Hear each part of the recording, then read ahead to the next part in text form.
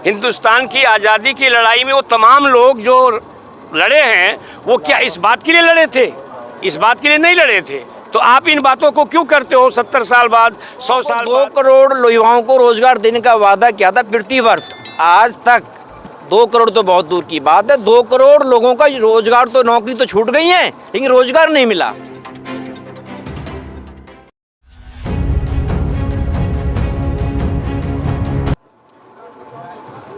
किसान आंदोलन को एक तरह से कुचलने की कोशिश की गई थी, लेकिन इस आंदोलन को जितना कुचलने की कोशिश की गई उतनी तेज़ी से ये खड़ा हुआ। अब इस आंदोलन में हम पहुँचे हैं, लोगों से प्रतिक्रिया लेंगे। क्या लगता है कि सरकार से जो लड़ाई है वो जीती जा सकती है किसानों से? देखिए, सबसे पहले मैं ABC वर्ल्ड हिंदी न्यूज़ का तहे दिल से शुक्र अदा करता हूं, खैर मकदम करता हूं। आपने क्वेश्चन पुटअप किया कि सरकार से लड़ाई जीती जा सकती है। हाँ, सरकार से अगर हिंदुस्तान का किसान एकता के साथ अपनी लड़ाई लड़ता रहेगा तो 100% किसान इस जंग में सफल होंगे। मोदी सरकार ने ये जो 3 कानून किसानों के खिलाफ और बेवजह ज़बरदस्ती किसानों पे थोप रहे हैं, जबकि हिंदुस्तान का कोई भी किसान इन कानूनों से सहमत नहीं है, क्योंकि इसमें किसानों का जो फसल बिकती है, इस बार जैसे धान बिके थे, जैसे 1121 kV का धान है, उसको हमेशा 2800, 3000 या 3200 या 3400 के रेट में बिकता फसल के टाइम, जिस टाइम फसल कटती है कातक में। लेकिन इस बार वो 1121 kV धान मात्र 2800 या 1600, 1200 कुंटल प्रति बिका है, क्योंकि आधे रेट से भी कम बिका है। यही MSP का एक मेन रीज़न है कि MSP मिनिमम सपोर्ट वैल्यू, यही एक रीज़न है कि फसल सस्ती बिक रही है। किसान ने जो कानून लागू करे हैं, नंबर 1, अगर सरकार इन 3 कानूनों को वापस लेना नहीं चाहती है तो किसानों के हित में MSP पर एक कानून बनाए ताकि किसानों की फसल सही रेट पर बिक सके। अब तो सरकार का ये चल रहा है कि बगैर MSP के खरीदारी चल रही है, व्यापारी जिस रेट में खरीद लेते हैं उसको स्टॉक कर लेते हैं और स्टॉक करने के बाद अपनी मर्जी से उसको उपभोक्ताओं को, कंज्यूमरों को अपनी मर्जी से उसको बेचेंगे दुगने तीन रेट पर।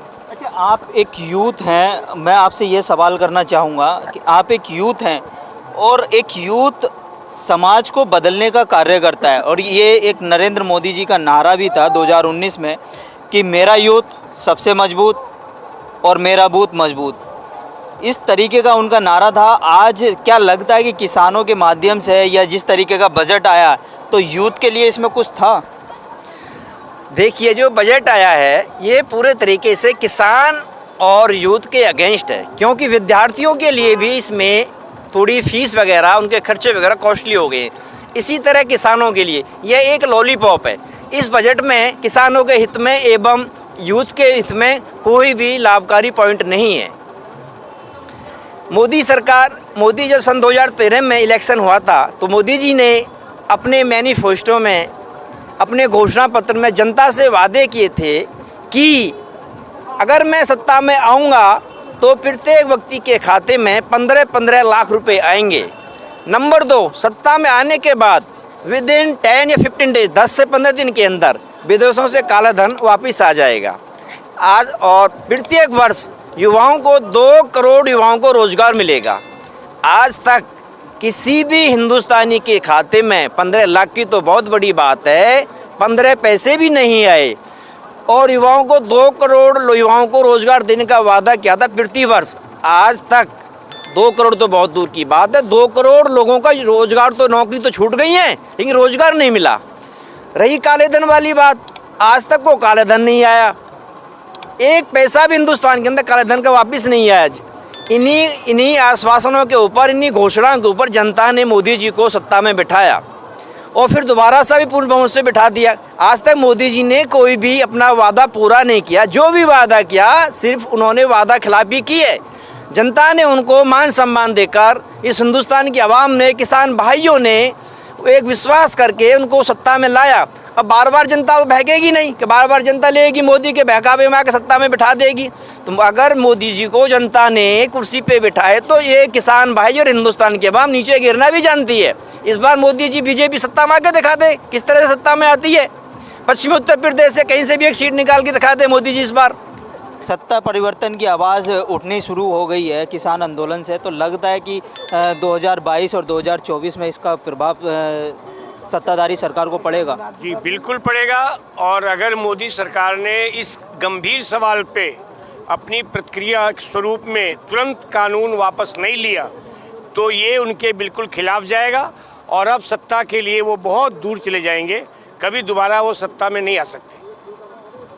एक तरफ अनुमान लगाया जा रहा था कि सरकार में रहते हुए जिस तरीके का उनका नारा था कि सबका साथ, सबका विकास और सबका विश्वास, तो ये नारा कहीं सिद्ध होते हुए नज़र आया। ये तीनों ही बातें उनके इस पार्टी में बिल्कुल कहीं नज़र नहीं आ रही है। ना तो सबका वो साथ ले पा रहे हैं, ना सबका विश्वास जीत पा रहे हैं और ना सबका विकास कर पा रहे हैं। आप उनके किसी भी कार्यक्रम को देख लीजिए, सिर्फ वो जुमलेबाजी करते हैं, सिर्फ बातें करते हैं, सिर्फ प्रलोभन देते हैं, नारा गढ़ते हैं और उससे कोई एक ठोस कार्यक्रम क्रियान्वित नहीं होता है। इसलिए बहुत ज़रूरी है कि अब जिस वर्ग को इन्होंने छेड़ा है वो इस देश की 72 से 80% जनता रहती है और इस वर्ग को छेड़ करके इन्होंने एक बहुत बड़ी गलती करी है। और ये क्यों किया है आप खुद सोचिए कि जो सरकार की एजेंसियां हैं वो खुद कहती है कि हम बहुत सारे ऐसे कार्यक्रम करेंगे, वैसे कार्यक्रम करेंगे, लेकिन धरातल पर तो नहीं दिखता है। और खेती को तो इन्होंने बर्बाद कर दिया, चौपट कर दिया, किसानों को चौपट कर दिया, किसानों के साथ जुड़े हुए और भी जो तमाम उद्योग थे उनको बर्बाद कर दिया। तो इसलिए सरकार को अब जाना तय है, सरकार को अब कोई बचा नहीं सकता। सरकार को बचाने का एक ही अभी भी है कि वो जनता के आगे आए, जनता के आगे अपनी माफ़ी मांगे, कानून को वापस ले, एमएसपी पे नया कानून बनाएं, इसी पार्लियामेंट में बैठ करके अभी बनाएं, तो इससे लगता है कि जनता उनका विश्वास दोबारा करेगी उनकी बातों पे। सरकार निजीकरण की तरफ बढ़ रही है और आप कह रहे हैं कि सत्ता जनता के बीच आए और वो माफ़ी मांगे, तो लगता है कि ऐसा हो पाएगा? सरकार निजीकरण को बढ़ावा दे रही है। आप खुद सोचिए कि सरकार कहती है वोकल फॉर वोकल। अरे एफडीआई में 49% पिछली सरकार का था, आपने 100% कर दिया, फिर भी लोग नहीं आए। तो आप कैसे हम विश्वास करें कि वो क्या कह रहे हैं और क्यों नहीं कर पा रहे हैं? इनकी कोई नीति नहीं है, इनके पास कोई मैकेनिज्म नहीं है कि ये कंट्रोल करें। इसलिए इस वर्ग मतलब जनता का जो वर्ग है वो पूरी तरह से इनसे परेशान है। युवा परेशान है, महिलाएं परेशान हैं, किसान परेशान है, बेरोजगार परेशान है, उद्योगपति, छोटे स्मॉल उद्योगपति वो परेशान है, सब लोग इनसे परेशान हैं। इनको केवल एक धार्मिक मुद्दा मिल जाता है, हिंदुस्तान, पाकिस्तान, अफ़गानिस्तान, ये आपका नेपाल, ये सब चीज़ें बेफिजूल की बातें करते हैं।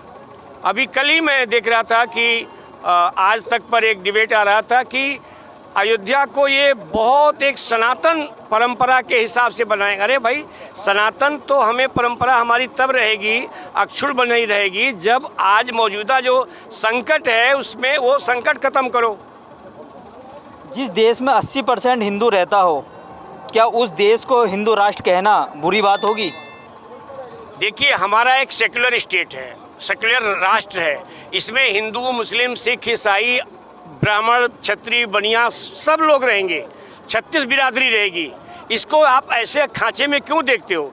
हिंदुस्तान की आज़ादी की लड़ाई में वो तमाम लोग जो लड़े हैं वो क्या इस बात के लिए लड़े थे? इस बात के लिए नहीं लड़े थे। तो आप इन बातों को क्यों करते हो? 70 साल बाद, 100 साल बाद इनके कितने लोग शहीद हुए हैं, इनके कितने लोग उस आज़ादी के जंगे आज़ादी में, लड़ाई में शिरकत किए हैं? ये तो एक गुमराह करने वाली बात है कि जिस मनोबल से पूरा हिंदुस्तान इकट्ठा होकर के जंगे आज़ादी में लड़के आज़ादी ली और डेमोक्रेसी यहाँ पर स्थापित किया, आप उनको सबको धता बताते हुए, उनको सबको नकारते हुए और आप एक ऐसा लोक लुभावन नारा देना चाहते हो जिससे कि लोग भ्रमित हो जाएं और आपको वोट देते रहें। क्या होता है कि यहाँ पर हिंदू ही रहेगा, हिंदू में ही सवर्ण रहेगा, हिंदू में ही दलित रहेगा, हिंदू में ही कोई और रहेगा। तो जो अल्पसंख्यक लोग हैं चाहे जैन हैं, चाहे वो सिख हैं, चाहे मुस्लिम हैं, चाहे और लोग हैं, उनका भी ये देश है, उनके पुरखों का देश है। वो हमारे इसी मिट्टी से उपजे हैं और इसी में रहेंगे और उन्होंने देश के लिए कुर्बानी दी है, लड़ाई करी है। तो आप ऐसी नफरत वाली बात करते क्यों हो? जिस देश में सभी का जंग आज़ादी में हिस्सा रहा हो, उस देश को आप क्यों जाति धर्म में बांट रहे हो? कैमरा पर्सन रियाज के साथ मोहम्मद साजिद, ABC वर्ल्ड हिंदी।